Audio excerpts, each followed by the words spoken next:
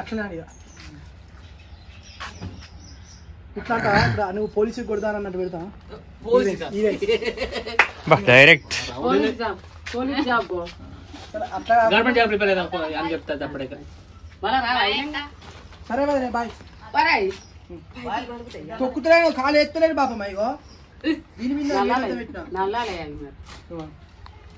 Private job ఏమోనే ఈ పసలు అయితే వెళ్ళని ఆ తర్వాత ఆలోచిస్తున్నాను.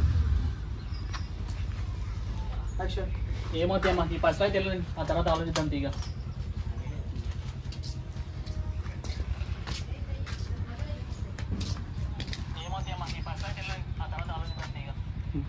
నువ్వు బాపమ్మ